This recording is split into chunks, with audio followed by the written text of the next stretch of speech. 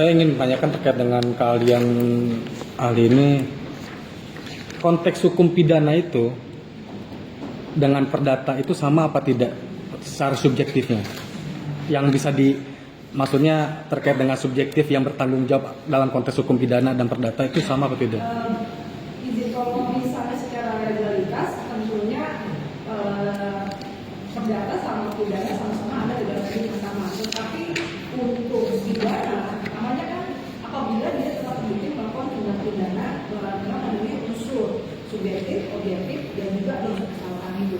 Tentunya pertanggungjawabannya beda. Kalau misalnya dia tidak terbukti melakukan tindak pidana, tidak ada kesalahannya, dia tetap bisa dimintakan pertanggungjawaban terkait kerugian yang ada dalam pidana.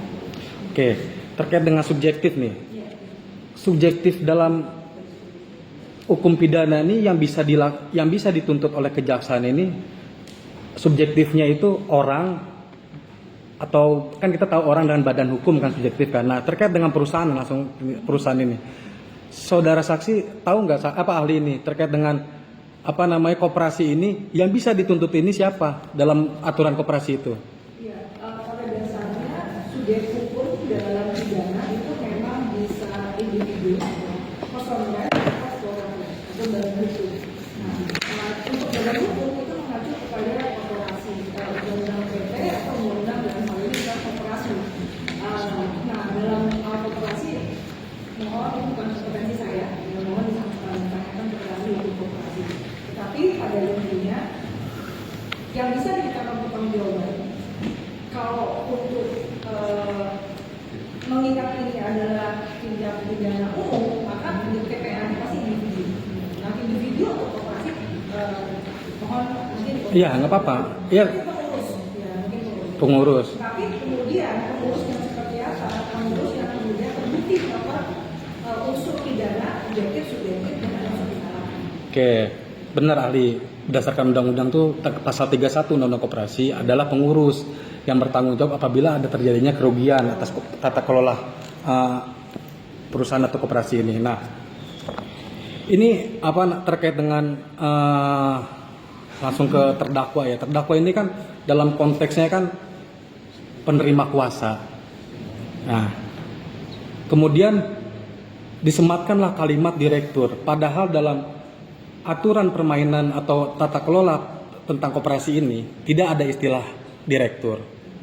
Nah, sehingga seakan-akan direktur ini samalah dengan PT yang padahal ini kan koperasi.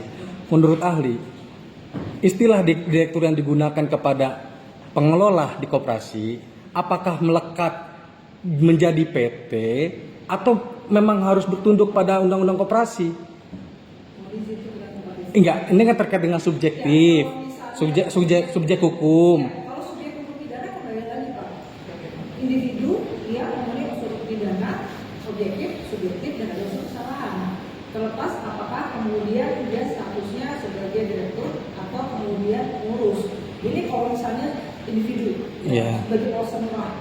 Oke. Nah, kalau misalnya dengan korporasi, apakah kemudian direksi seperti dikatakan tidak? Oke, baik. Ini kan ternyata kemarin ini ada yang melaporkan terdakwa ini dari pengurus tahun 2023 atas kejadian pengelolaan koperasi di tahun sebelumnya. Nah, sekarang saya tanya terkait dengan legal standing membuat laporan. Siapa dalam hal ini terkait dengan kerugian yang sebelumnya itu yang punya kompeten untuk melakukan legal standing atas kerugian koperasi? Kalau misalnya yang namanya kerugian itu pastinya tempus juridiknya kapan, kemudian ada akibatnya itu kerugian. Yang sebelum itu tentu kerugian kompetensi atau bisa dikenakan kepada subjek itu yang lain, sebenarnya bisa dibuktikan demikian. Kaitannya dengan korporasi, kalau misalnya dengan TPPU itu di pasal 6. Korporasi itu sendiri sebagai badan hukum termasuk misalnya korporasi. Kalau misalnya ditanggungkan kepada korporasi, maka kemudian pertanyaannya ada empat kategori Pak. Kategorinya pertama, apakah itu atas perintah ya oleh orang misalnya bapak direktur, kemudian atas perintah oleh pengurus korporasi yang sah, atau kemudian apakah kemudian dia melakukan sesuai dengan fungsinya sebagai kuasa dari korporasi yang sah. Kemudian yang ketiga, apakah kemudian perbuatan itu memang memberi manfaat kepada korporasi? Yang keempat adalah apakah memang perbuatan itu dijalankan sesuai dengan fungsi dan peruntukan yang ada di dalam Undang-Undang Dasar Korporasi. Itu empat itu. Nah, kalau misalnya itu disiplin, maka bisa korporasi bisa dikenakan sebagai badan hukum untuk TPPU. Sedangkan untuk tindak pidana umum, tindak pidana asalnya karena menggunakan KUHP, maka yang dikenakan tetap Iya. Ali, saya jangan, maksudnya gini loh, saya pengennya, Ali itu pengennya jangan terlalu ke TPPU-nya, kita pidana asal dulu nih. Ya kan, karena kan laporannya kan pasti di pidana asal, kemudian TPPU ini kalau terbukti kan langsung ke TPPU-nya kan gitu kan. Nah, kemarin kan keterangan pelapor ini sudah kami periksa di persidangan. Dia menyatakan bahwa dia diangkat sebagai pengurus tahun 2023. Nah, terdakwa dalam ini Pak Tudi menerima surat kuasa tahun 2021. Kemudian diketahui bahwa ternyata yang memberikan surat kuasa ke Pak Tudi baru diangkat tahun 2022 oleh pengurus. Pertanyaan saya, hal tersebut, tata kelola yang seperti itu, yang Pak Tudi menjalankan surat kuasa, ternyata orang itu belum jadi pengurus ketika itu bagaimana pandangan Ali terkait dengan peristiwa tersebut? Untuk surat kuasa, mohon bisa menanyakan kepada ahli perdata. Cuma kalau misalnya dari surat kuasanya dianggap tidak sah, maka kembalinya itu kalau untuk pidana kita kembali kepada tanggung jawab individu. Jadi nggak bisa dikaitkan dengan Iya, oke. Enggak, makanya gini, terkait dengan individu. Ini saya mau pengen tanya, individunya yang memberikan kuasa atau yang menerima kuasa kesalahan? Iya kan, yang menerima kuasa nih seakan-akan dia menyatakan bahwa saya adalah pengurus yang diangkat pada saat itu, diangkat memberikan kuasa kepada seseorang untuk mengelola. Ternyata diketahui dalam persidangan orang yang memberikan surat kuasa, dia saja diketahuinya pengurusnya itu setelah pemberian surat kuasa, malah bahkan 6 bulan kemudian. Nah, ini kan ada pandangan, ini kan ada tata kelola pengurusan koperasi ini kan kayaknya kurang bagus gitu kan. Kok seperti ini surat kuasanya baru diketahui dan juga keterangannya seperti itu. Nah, pandangan ahli ini terkait dengan pengelolaan seperti itu di koperasi. Ini kan pasti ada yang dirugikan kan dalam koperasi ini kan. Nah, pemberian kuasa kepada pengelola ini bagaimana? Karena menurut pandangan ahli itu bagaimana? Yang tadi saya jelaskan tadi itu. Balik lagi Pak, tergantung surat kuasanya. Apabila kemudian dia tidak mempunyai kewenangan untuk dianggap sebagai perwakilan korporasi, maka kemudian dia dianggap melakukan secara individu. Nah, sekarang pertanggungjawaban individunya itu tergantung isi surat kuasanya. Apakah kemudian yang dilakukan oleh si penerima kuasa memang sesuai dengan apa yang terdapat dalam surat kuasa? Kalau misalnya surat kuasanya kemudian sesuai dengan yang dilakukan oleh orang ini, maka kemudian kedua-duanya bisa dikenakan. Tapi kalau misalnya saya memberikan kuasanya hanya untuk mengurus ABC, tapi kemudian yang dia lakukan adalah ABC, DEF. Tentunya DEF-nya ditanggung oleh penerima kuasa itu sendiri. Enggak, Ali, saya kan bilang gini, orang itu ketika memberikan surat kuasa belum sah sebagai pengurus. Ya, saya kan tidak melihat surat Iya. Ini saya bilang kan tahunnya nih, ya kan tahunnya itu pada saat pemberian surat kuasa dia belum sah sebagai pengurus. Berdasarkan dari pelapor dia tuh pengurus tahun 2022 kan gitu kan. Pertanyaan saya ini terkait dengan penipuan dan penggelapan.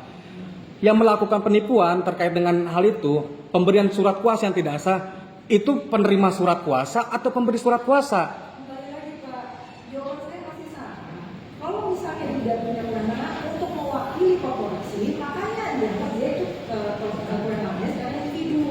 Nah, sekarang apakah kemudian apa yang dilakukan oleh penerima kuasa itu dapat dikenakan pidana? Kembali lagi, apa isi surat kuasanya Pak? Kalau misalnya isi surat kuasanya itu dari awal sesuai dengan apa yang dilakukan olehnya, maka mereka bersama-sama bertanggung jawab. Kalau kembali Bersama-sama bertanggung jawab kan, berarti catat nih, bersama-sama bertanggung jawab kan. saya tidak tahu. Iya, nggak apa-apa. Ini kan ahli kan bicaranya tentang keahlian. Saya kan bicara tentang keahlian aja, ya kan nih. Iya. Apakah saya bisa bicara dulu? Iya, boleh silakan. Ya. Nah, Saya bicara berdasarkan kompetensi saya. Iya. Satu, saya sudah sampaikan bahwa kompetensi saya bukan perdata. Surat kuasa itu adalah ada. Iya. Saya coba menyampaikan pertanggungjawaban pidana itu seperti apa. Saya sampaikan pertanggungjawaban pidana itu apabila dia memenuhi seluruh unsur subjektif dan objektif. Objektifnya ini itu pasti dikaitkan dengan surat kuasa. Oke.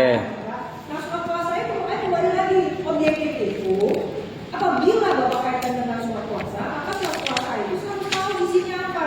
Apakah kemudian kewenangan itu diberikan memang dari awal di luar, ya di luar kewenangannya dia, atau kemudian dia, tapi saya walaupun saya bukan pengurus, saya memberikan kewenangan yang sifatnya memang itu ada pada saya, walaupun saya bukan anggota, misalnya ya, bukan anggota pimpinan atau anggota suatu pimpinan korporasi dan hukum yang lain. Tapi kalau misalnya dia merupakan kemudian bersama-sama, dianggap mempunyai kehendak yang bersama-sama. Tapi kemudian kalau dia memberikan kuasanya adalah melakukan ABC, tapi yang dilakukan lebih di luar ABC, maka itu menjadi pertanggungjawaban yang sifatnya individu. Oke. Nah, terkait dengan pasal 378, unsur dan delik atau norma hukum terkandung dalam pasal itu tuh bunyinya seperti apa, Ali? Ya, gimana tuh bunyinya coba? Ya, di pasal 378 perempuan itu menyatakan satu unsur subjektifnya barang siapa, unsur subjektifnya yang kedua adalah maksud menguntungkan diri sendiri atau orang lain dengan melaksanakan kebohongan, kondisi palsu, tipu muslihat, ya, yang membuat ini ada dua konsolidas membuat orang atau korban di sini menyerahkan barang atau menghapus piutang atau menyerahkan. Oke, nih saya bacakan ya konteks lengkapnya di dalam pasalnya ya. Pasal 378, barang siapa dengan maksud untuk menguntungkan diri sendiri atau orang lain secara melawan hukum dengan memakai nama palsu atau martabat palsu dengan tipu muslihat ataupun rangkaian kebohongan membujuk orang lain untuk menyerahkan barang sesuatu kepadanya atau supaya memberi utang atau menghapus piutang, diancam karena penipuan dengan pidana penjara paling lama 4 tahun. Nah, ini kan di sini ada terkandung secara melawan hukum, ya kan? Nah, pandangan ahli nih, orang yang memberikan surat kuasa ke Patudi yang belum punya legalitas ketika itu, melawan hukum apa tidak? Nah, kalau untuk pasal 378, melawan hukumnya itu dikaitkan dengan pemberian uang, utang, atau penghapusan piutang, itu karena adanya di depan tadi. Pertanyaan saya, Rangkaian kebohongan, tapi dulu. Anda tidak bisa mengarahkan saya dong. enggak, saya bertanya. Kalau tidak setuju tidak Enggak apa-apa, enggak. tidak mengikat, tapi Jadi gini ya, biar enak kita dari awal sudah saya bilang, nggak ada yang bakal kita bilang. Iya, yang mulia. Kasih kesempatan dia dulu untuk memberikan pendapatnya Oke. dengan keahliannya. Oke. Habis itu baru kita menyatakan lagi satu-satu. Jangan dia ngomong disaut lagi di sini, situ ngomong disaut lagi. Kapan mau selesainya? Itu loh, satu-satu dong, ya. Iya. Nah, maksudnya tadi pertanyaan saya tuh di sini. Dia memberikan pendapat dia seperti Iya. itu. Ya, dia ini bukan saksi fakta. Berdasarkan pendapatnya dia, dengan sesuai keahliannya dia. Kan tidak semua ahli itu tahu, Pak. Iya, yang mulia. Baik, yang mulia. ya, mohon izin meneruskan ya. Jadi karena yang ditanyakan adalah melawan hukum, melawan hukumnya harus dikaitkan dengan melawan hukum yang tadi yang di depan, yaitu apakah orang memberikan uang, memberikan barang, menyerahkan barang, memberikan utang, harus piutang boleh. Nah, melawan hukumnya di mana? Melawan hukum itu macam-macam. Melawan hukum yang dimaksud di dalam pasal 38 adalah melawan hukum karena ada sampai kebohongan, tipu muslihat atau kemudian kondisi palsu. Nah, kalau misalnya dari awal seperti itu udah masuknya keperdataan, Pak. Keperdataan maksudnya. Kalau misalnya dari awal Bapak menyatakan soal apakah dia masuk ke dalam batasan ini, itu kaitan sama pertanggungjawaban pidana. Pertanggungjawaban pidana itu apa? Satu, apakah pertanggungjawaban pidana kaitannya dengan maksud kesalahan? Ada kesalahan atau tidak dia melakukan itu? Dan sekiranya di mana? Kalau misalnya kaitan dengan 378, maka satu, apakah ada dia sadar atau siap dia melakukan perbuatan itu? Yang kedua, apakah dia sadar ada perbuatan itu melawan hukum? Yang ketiga, apakah dia menginsafi bahwa kemudian kalau dia melakukan ini dia dapat dipidana? Maka kemudian pidananya seperti apa? Melawan hukum seperti apa? Kan luas, Pak. Nah di pasal 378 itu dibatasinya dengan adanya suatu kebohongan, itu muslihat dan juga polisi palsu. Kalau misalnya Bapak bicara soal legal standing atau surat kuasa yang tidak sah, itu kaitannya tidak berhubungan dengan unsur yang ada di pasal 378. Kalau misalnya Bapak menyatakan seperti itu, kaitan sama tanggung jawab pidana, Pak. Tanggung jawab pidana tadi unsur kesalahan. Jangan adukan, ini overlap, Pak. Jadi pertanyaan tadi, saya jawab seperti itu, Bapak minta seperti itu, nggak nyambung. Oke. Nah, ini terkait dengan apa namanya, masih analogi dulu ya, terkait dengan kuasa tadi walaupun ahli di pidana. Penerima kuasa ini, saya sebagai pengacara selaku penerima kuasa dari klien saya, ya kan, bisa nggak tanggung jawab dari pemberi kuasa lepas menjadi kepada saya beban tanggung jawabnya si pemberi kuasa? Kembali Pak. Dalam konteks hukum pidana saya tanya. Ya, kembali Pak. Kalau kuasa itu kan sebenarnya pada intinya adalah perjanjian juga. Perjanjian. Surat kuasa itu perjanjian, surat pernyataan itu juga perjanjian yang diatur dalam BW, yang Pak ya. Nah, kaitan dengan konteks pidana adalah pertanggungjawaban pidana. Yang Bapak tadi sampaikan, saya kasih contoh seperti ini. Saya mengerti maksud Bapak. Kalau misalnya saya prinsipal, saya ya Pak ya. Lalu kemudian saya memberikan kuasa kepada seseorang. Saya bilang, kamu tolong cek, gitu kan, tolong cek spanduk dari ujung komplek, gitu. Lalu kemudian pada saat itu kuasa yang saya berikan, hanya ngecek kan Pak ya. Lalu kemudian pada saat ngecek, orang yang beri kuasa ini tidak hanya mengecek sesuai dengan apa yang saya berikan kuasa, tapi dia juga merusak, dia pakai palu dan seterusnya. Itu tidak ada dalam surat kuasa saya, tidak termasuk dalam kuasa yang saya berikan dan saya sebutkan dalam surat kuasa. Nah, artinya apa? Apakah saya bertanggung jawab? Nah, kan saya yang memberikan kuasa saya untuk mengecek dan saya punya kewenangan untuk mengecek. Tapi kalau kemudian dia setelah mengecek dia merusak juga, menghancurkan tembok-tembok yang lain yang tidak disebutkan dalam kuasa, tanggung jawabnya apa? Tanggung jawab penulis kuasa? Kan tidak kan? Tanggung jawab dia pribadi. Saya tidak memberikan kuasa itu dan saya tidak berwenang memberikan kuasa itu juga. Ada dua hal. Itu secara pertanggungjawaban pidana. Nah, kecuali kemudian orang ini tidak tahu apa-apa, balik lagi. Kalau misalnya saya memberikan kuasa, tapi kemudian saya ternyata tidak punya kewenangan untuk mengecek atau mengubah ya suatu tempat. Tapi kan orang ini beranggapan bahwa seolah-olah dia pemberi kuasa yang punya kewenangan. Kalau dia tidak tahu apa-apa dan tetap melakukan, maka itu kemudian salah, ya. Gitu. Nah, tergantung. Tapi kemudian harus diingat pertanggungjawaban pidana itu berkaitan dengan unsur subjektif dan unsur objektif dan kesalahan itu sendiri. Iya, oke. Tadi Karena dibuktikan kalau misalnya tidak ada kesalahan. Jadi ini tidak ada hubungan dengan surat kuasa. Makanya saya bilang, saya tidak baca Pak surat kuasanya apa. Saya tidak tahu kewenangan pengurus apa. Silakan ditanyakan kepada korporasi. Gitu. baik, saya udah nangkap tadi poinnya dari Aldi kan, bahwa intinya penerima kuasa ini hanya tahu dia ini sebagai pengurus. Ketika ternyata di kemudian hari diketahui bahwa dia bukan pengurus, berarti bukan kesalahan penerima kuasa kan gitu. Tadi Ali udah bilang kayak gitu loh. Kan gitu kan. Maksudnya saya simpulkan gitu, dan kemudian melepaskan. Baik.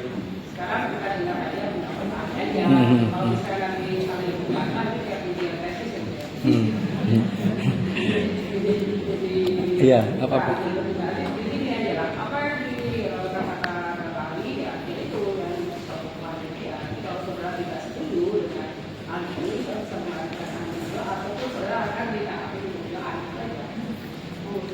Oke, baik. Nih, terkait dengan apa namanya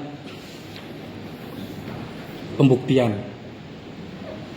Dalam konteks hukum pidana ini, pembuktian ini formil atau material? Pasti material kan. Nah, material ini gimana pandangan ahli yang bisa digunakan dalam pembuktian itu seperti apa? Ya, jadi pembuktian material itu sifatnya adalah pembuktian yang sifatnya bukan yang formil.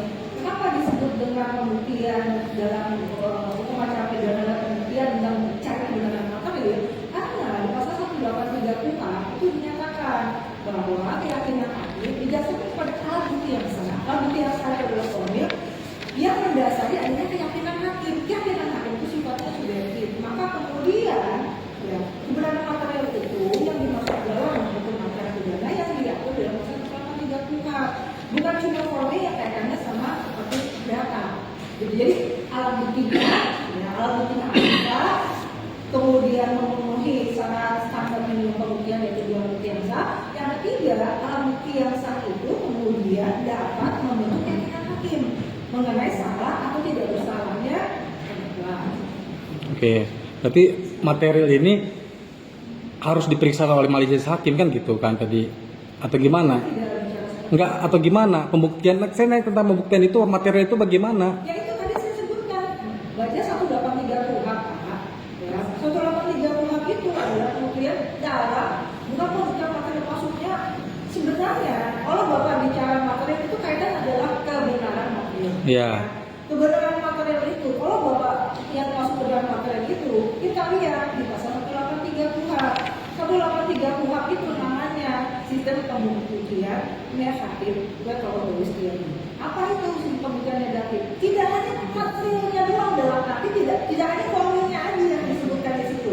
Walaupun kemudian ada 10 alat bukti, kalau kemudian alat bukti itu tidak bersesuaian satu sama lainnya, sehingga kemudian hakim tidak yakin, maka kemudian kebenaran materialnya tidak ada di situ. Karena harus ada keyakinan hakim di sini. Beda kalau formil, yaitu di perdata. Kalau di perdata, akte otentik mempunyai pembuktian yang sifatnya sempurna. Hakim nggak yakin, tapi itu akte otentik, pembuktian sempurna. Tidak ada yang kemudian sebagian tidak bisa dibuktikan sebaliknya, maka kemudian hakim terikat. Itu namanya formil. Nah, kalau material balik lagi ke dalam material itu, yaitu nanti kalau udah teori yang udah masuk 3 begitu Pak. Oke. Kalau misalnya pembuktian material ini bisa berdiri sendiri dengan atau bisa dikaitkan dengan formil, Ali? Ya, saya koreksi. Ya. Kembali lagi, pembuktiannya bukan pembuktian material Pak. Pembuktiannya adalah yang hakim berkeluar dari teori sistem pembuktiannya.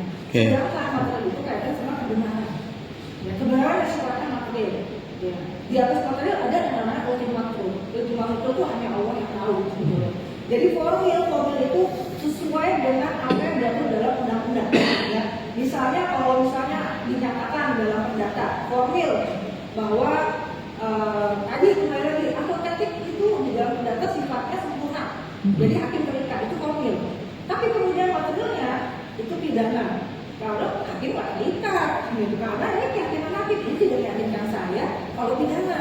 Tapi kalau perdata nggak mau hakim terikat. Maka kemudian kalau kaitannya sama pembuktian, memang secara formil harus ada bukti yang sah, yaitu minimal 2 yang diatur dalam pasal 184. Lalu kemudian secara subjektif, apakah alat bukti yang sah ini, jadi kerangkanya normatif ya, kemudian bisa membentuk keyakinan hakim. Keyakinan hakimnya apa? Kalau misalnya bersalah hukum, kalau tidak bersalah ya bebas. Oke, baik. Tadi kan terkait dengan privat tadi saya masalah pembuktian juga nih kan di dalam dakwaan dakwaan dalam jaksa ini kan bahwa terdakwa ini didakwa pelanggar persus peraturan khusus internal koperasi. Nah, menurut ahli terkait dengan persus itu yang terikat dalam surat itu siapa? Yang hanya tanda tangan, bisa nggak orang yang tidak tanda tangan terikat terkait dengan persus tersebut? Yang tidak tanda tangan terikat dalam persus tersebut? Mohon ditanyakan kepada ahli pemandangan Pak, atau enggak ahli koperasi itu sendiri. Cuma kalau misalnya secara pidana itu yang dimaksud dalam pidana tentunya kita mengacu kepada peraturan undang-undang. Jadi legalitas di dalam hukum acara pidana itu terbatas Pak, yaitu sekitar undang-undang. Okay. Ya, tapi ada juga yang khusus, seperti misalnya perbuatan. Kalau perbuatan pasal 49 ayat 2B ya, melanggar peraturan perundangan, maka peraturan di sini termasuk juga sampai SOP gitu. Nah, kalau misalnya koperasi kita tanyakan kepada ahli koperasi. Cuma kalau misalnya kita mengacu kepada asas legalitas, itu mengacunya kepada yang bisa dikenakan kepidanaan hanya peraturan bersifat undang-undang. Karena peraturan yang berisi pemidanaan itu harus diserahkan oleh anggota legislatif. Karena- Ya, dari undang-undang ke atas. Kecuali yang sifatnya ke daerah misalnya perda gitu. Tapi kan itu cuma yang administratif. Tapi kalau pemidanaan yang lebih bukan dari administratif itu hanya undang-undang. Nah, kalau misalkan aturan internal itu pandangan ahli itu masuknya ke administrasi atau apa ahli? Tentunya kalau misalnya kasus atau SOP ya dan seterusnya peraturan internal itu pastinya kan sifatnya administratif. Administrasi. Administratif. Kalau misalnya pidana kita masuk lagi ke usul-usulnya aja. Berarti intinya berdasarkan dengan undang-undang kan gitu kan, bukan dengan peraturan-peraturan internalnya juga kan, tidak bisa terikat kan gitu. Nah, ini tentang penggelapan dalam jabatan ahli. Ahli, pandangan ahli penggelapan dalam jabatan ini 374 ini apa unsur dan normanya yang terkandung dalam pasal itu? Ya, pasal 374 itu adalah delik koalisi atau delik berat dari pasal 372. Maka kemudian usul 374 tidak dilepaskan dari standar delik yang ada dalam pasal 372 KUHP.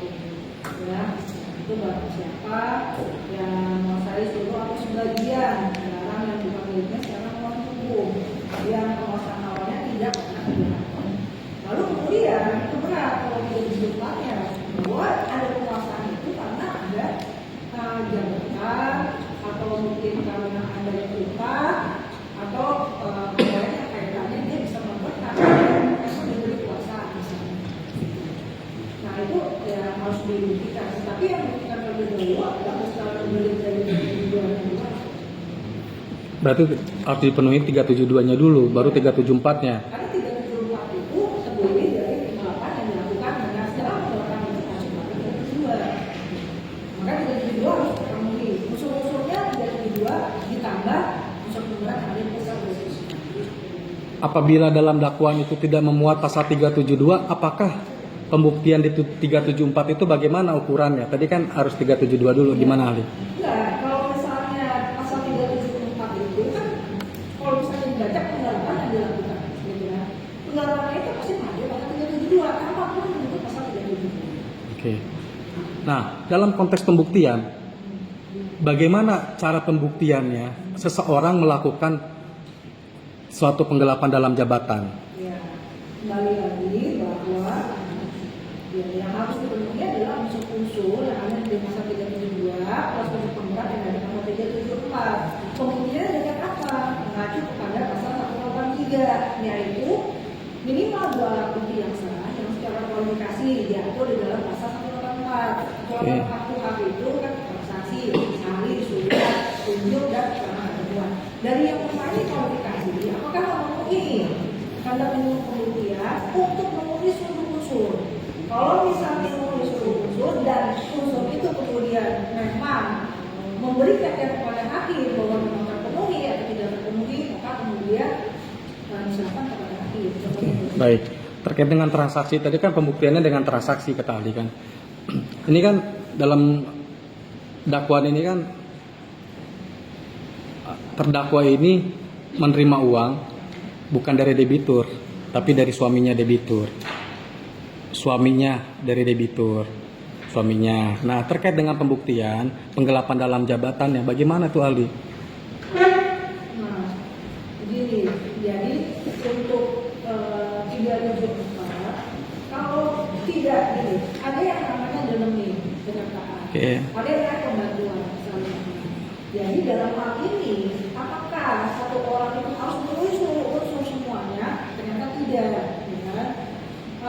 Bisa kemudian dia memenuhi seluruh unsur itu disebut dengan pelaku sebagaimana ada dalam pasal 55 ayat 1 atau kemudian dia hanya memenuhi beberapa unsur, tetapi kemudian kalau misalnya digabung bersama-sama dengan yang lain maka terpenuhilah unsur itu. Kalau bisa dilepas sendiri ya tidak, mungkin tidak bisa gitu dengan unsurnya. Jadi bersama-sama dia memenuhi seluruh unsur yang ada dalam pasal 372 374. Nah, kaitannya tadi kalau terima dari suami, ya kembali lagi. Tadi saya izin saya tidak kenal ya. Iya, nggak apa-apa. Sekali. Ya, nah kalau misalnya tadi disampaikan, oh saya hanya menerima dari suami, ya silakan dibuktikan bahwa memang saya tidak tahu apa-apa, suami saya dan saya terima.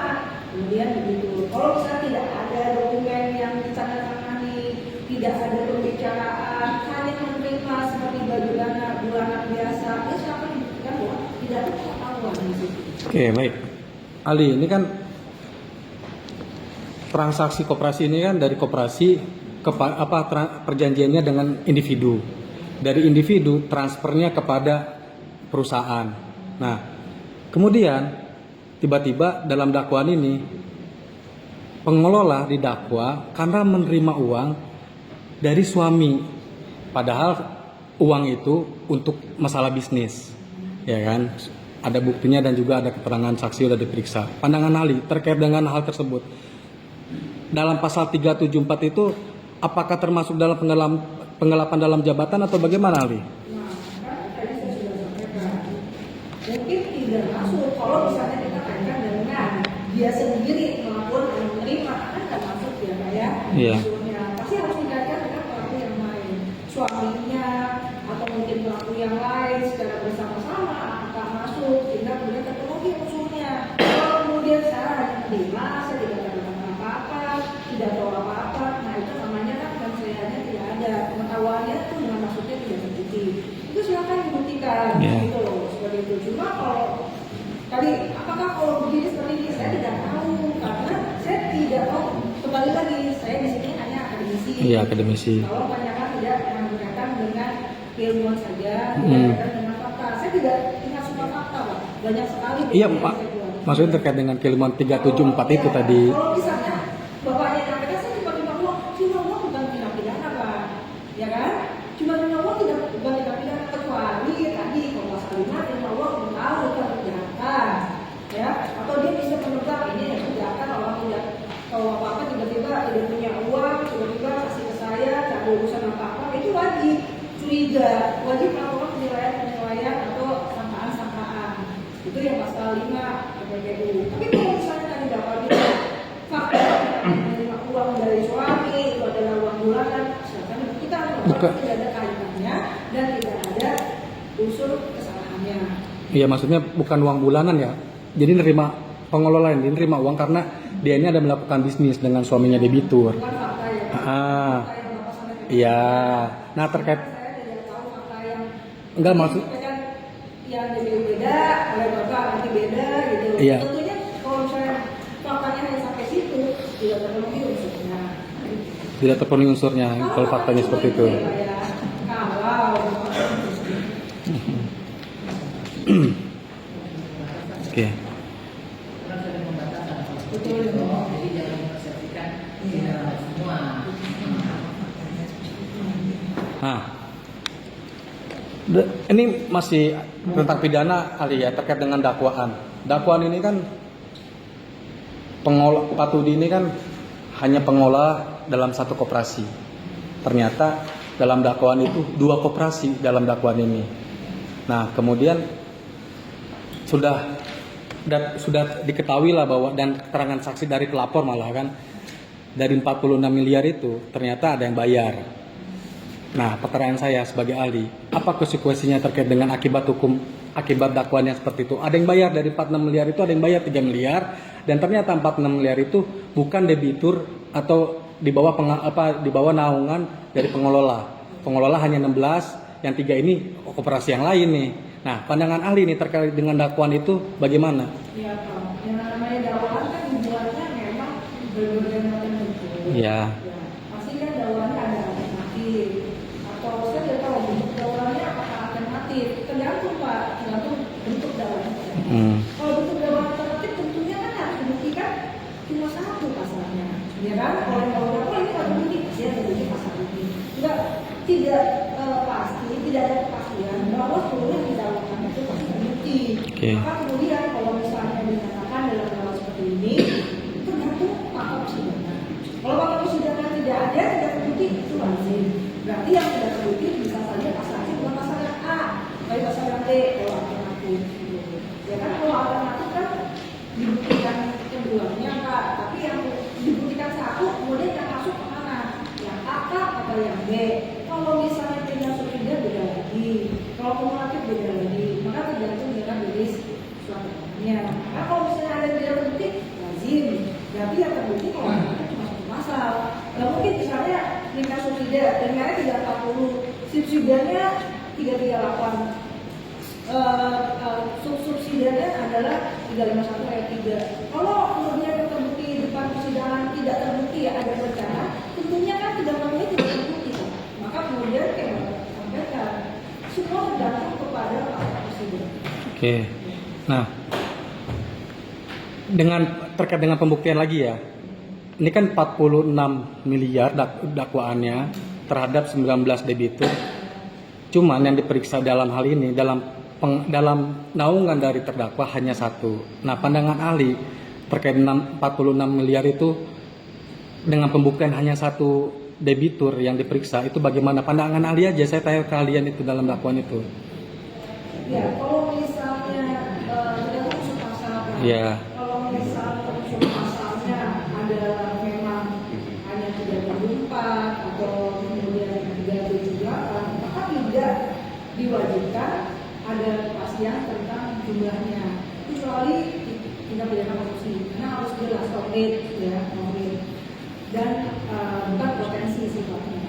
Tapi kalau misalnya di dalam unsur pasal 374, 378 ada kemudian ada penyerahan barang dan seterusnya, maka itu berkaitan mengenai jumlahnya itu tergantung lagi dengan persidangan. Kalau misalnya Bapak bilang didakwakan 40 miliar, yang dibuktikan cuma 5 miliar, tentunya nanti barang sitaannya atau mungkin terakhirnya nanti harus ada rampasan atau apa, nantinya yang terbukti di dalam persidangan. Jadi itu konsekuensinya. Oke. Nah,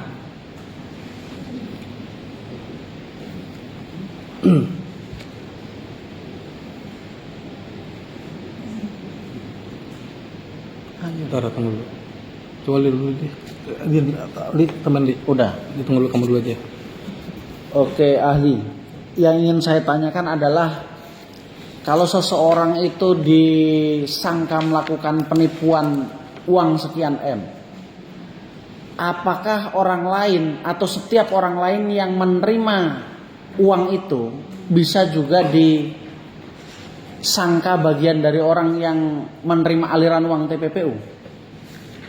Kalau melihat dalam unsur pasal 5 bisa Pak.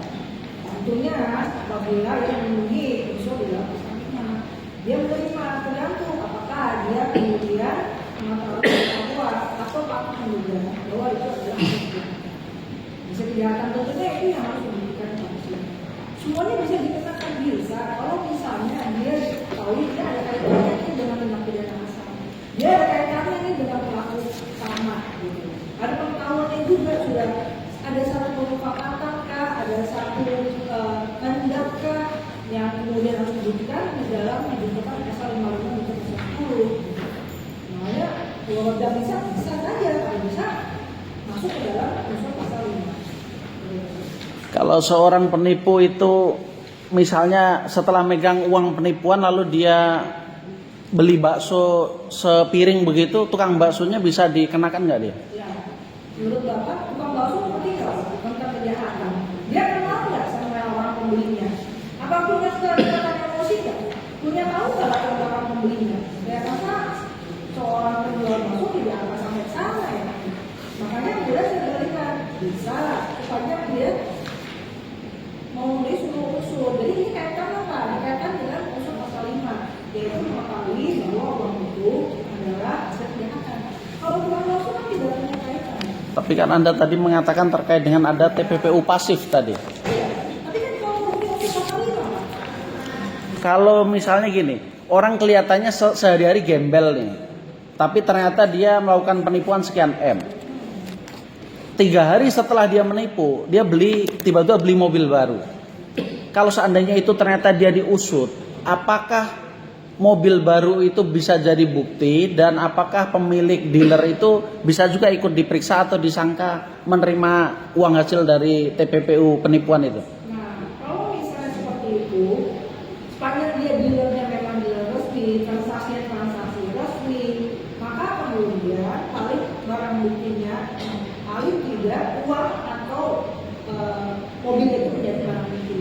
Ya, tapi kemudian lagi Pak, apakah dia mengetahui bahwa di awal terlihat bahwa dia sengaja nih beli mobil saya dengan harga yang tidak biasa? Itu kan sesuatu yang sifatnya perlu dicurigai.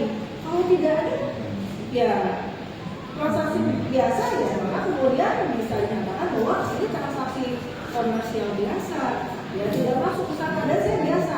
Makanya ada Pak di pasal 185 Undang-Undang Tindak Pidana Pencucian Uang mengenai apa sih definisi transaksi keuangan mencurigakan.